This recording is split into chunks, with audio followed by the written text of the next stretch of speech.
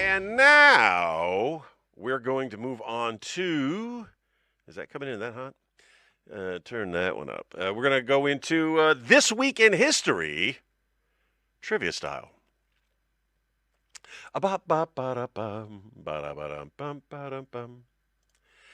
I asked the GPTs of chat to give me 7 questions. Here's the exact prompt that I use week to week. I changed the dates, obviously. Write a 7-question trivia quiz with multiple choice answers. The questions should not be too difficult and based on historical events that occurred during the week of. Then I update accordingly. Do not include the correct answer with the questions. Provide the answer separately so the host can play along. Though that is what I ask it to do, and it does it for me week after week. Once you dial in the prompt, it gets a lot easier.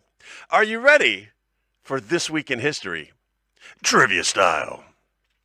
Question number 1. On November the 4th, 2008, what U.S. politician made history by becoming the first African-American elected president of the United States? I don't think I'll have a problem with this one. I don't think it's too much of a challenge to know who we're talking about. But here are your multiple choice answers. Was it Colin Powell?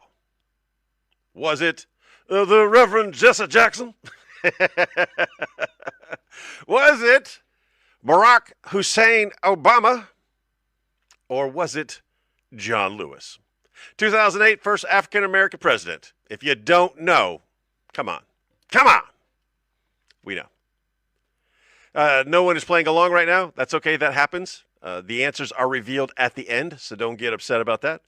And my answer, of course, is the correct answer. It's everybody's answer. It's Barack Hussein Obama. Question number 2, November 5th, 1605. Going back a few years in time on this one, the gunpowder plot aimed to blow up the English Parliament. Who was the main figure caught guarding the explosives? Can you see his face? Do you know what he looks like? I know what he looks like, and you know what he looks like. You might not know, you might not put 2 and 2 together, but you know who this is. Was it Robert Gatsby? Catsby, it's with a C, Catsby. Was it Guy Fawkes? Was it Thomas Percy? Or was it Francis Tresham? I'm sure those are all very important names for the time period. My answer, the correct answer, Guy Fawkes. Question number 3, November 6th, 1860. Which U.S. president was elected, leading to significant tensions between the northern and the southern states? The War of Northern Aggression, I believe they call it. Was it Andrew Johnson, Ulysses S. Grant, Abraham Lincoln, or Rutherford B. Hayes? Again, I see the viewer popping in there. I'll read the question again. November 6th, 1860. Which future U.S. president was elected, leading to significant tensions between the northern and southern states? Again, your options: Andrew Johnson, Ulysses S. Grant, Abraham Lincoln, or Rutherford B. Hayes. It's okay to be wrong. Just choose one. Because I hate to move along if you're playing along. But if you're not playing along, I got to move along. My answer, Abraham Lincoln. So far, I believe we're definitely 3 for 3. On November 7th, 1917, the October Revolution began in Russia, leading to the overthrow of what government? 1917, you say, and Russia. How's your Russian history? You want to know what your options are? Was it the Soviet government, the provisional government, the imperial government, or the communist government? So this is November 7th. This is 1917. If history serves me right, Nicholas II has abdicated the throne. They're not going to be a imperial monarchy anymore. And then the Bolsheviks come. That's the whole October Revolution.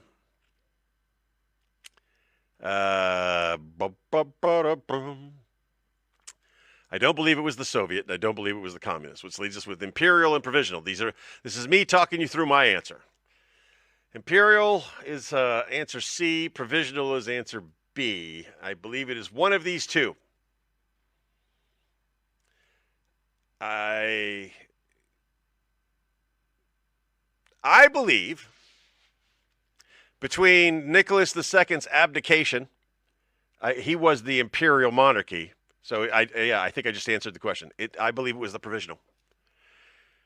Question number 4, I had to think that one through. Let's find out if I can get through the rest of them.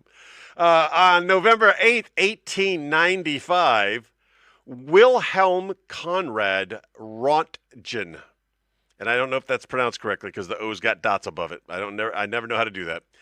Discovered a new type of ray. What did this discovery lead to? So again, November 8th, 1895, Wilhelm Conrad Rontgen discovered a new type of ray. What did this discovery lead to? Here are your options. X-ray imaging, MRI scans, ultrasound technology, or laser surgery. I believe that the answer is in the question. He discovered a new type of ray, period. And out of the 4 options that we have, X-ray is the only one that's listed as a ray. I'm going to go with X-ray imaging, and that is my answer. Who is watching and not participating? That's so rude. That's not really rude. Do you, boo? Question number 6. On November 9th, 1989, a historic event in Germany signaled the end of the Cold War. What happened on this day? The Berlin Wall was opened. East and West Germany unified. NATO dissolved. Or the Soviet Union collapsed. Ooh. So we know it's not NATO was dissolved because NATO still exists. So it's not NATO dissolved. But the other 3 things are all very, very similar. The Berlin Wall was opened when the Soviet Union collapsed, which led to the reunification of East and West Germany. But specifically on November 9th, 1989, and we've been there. It's a pretty amazing thing to do, is to stand on the place where the Berlin Wall used to be. I'm going to go with the Berlin Wall. The Berlin Wall was opened. That's my guess. And finally, question number 7. On November 10th, on November 10th, 1775, what branch of the United States Armed Forces was established? Well, if you've watched the show, you know my answer. Anyway, here we go with your options. The Army, the Navy, the Marine Corps, or the Air Force. Now we know it's not the Air Force. We know it's not the Air Force. It doesn't matter. You know what it is. It's the Marine Corps. And finally, now let's get to our answers. And let's go through the answers. Question number 1 was, in fact, Barack Hussein Obama. Question number 2 was Guy Fawkes. Question number 3, Abraham Lincoln. Question number 4, I had to work that one out a little bit. It was provisional. I am currently 4 for 4 with 3 to go. And the 3 to go, I think, were really easy. So 4, here we go to 5. 5 was X-ray imaging. 6 was the Berlin Wall was opened. And 7 was the United States Marine Corps. That's 7 for 7. We don't do it often, but when we do it, it sure does feel good. I wish Mr. Taney would have played along. He's one of my favorite people to play along with. We enjoyed the trivia game on Sunday mornings at 10:30. The Supplemental. All All right. Well, that does it.